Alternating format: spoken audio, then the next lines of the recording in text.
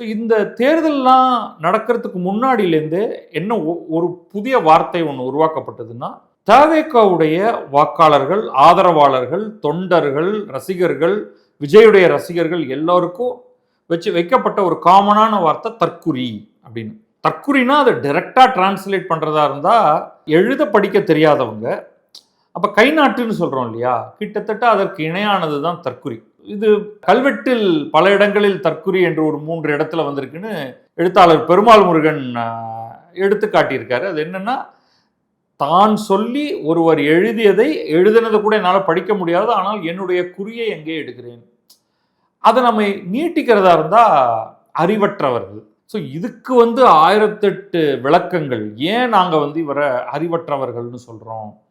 ஏன்னா இவங்க இப்போ ராஜன் குரை கிருஷ்ணன் போன்ற திராவிட இயக்க ஆய்வாளர்கள், அறிஞர்கள், பிஹெச்டி, பல ஆராய்ச்சி கட்டுரைகள் எழுதினவங்க, அவங்களுடைய பாயிண்ட் என்ன அப்படின்னா ஒரு கொள்கைன்னு ஒன்று உருவாக்கலை, ஒரு கோட்பாட்டை உருவாக்கவில்லை, ஒரு இயக்கத்தை உருவாக்கவில்லை, தன்னுடைய இயக்கத்தை பின்பற்றி வரக்கூடியவர்களை அரசியல் வயப்படுத்தவில்லை. இது எதையுமே செய்யாம அவன் குத்தாட்டம் போடுறான். இவரை பார்த்த உடனேயே தர்ப்பணம் எடுத்துக்கணும்னு வரான், செல்ஃபி எடுக்கணும்னு வரான்.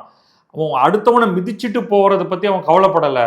கரூரில் ஸ்டாம்பீடு நடந்தது, ஆட்கள் இறந்து போனார்கள், அதெல்லாம் நம்ம பார்க்குறோம். ஸோ இவங்க பண்ணுறது லும்பனிசம் ஒரு விதத்தில்.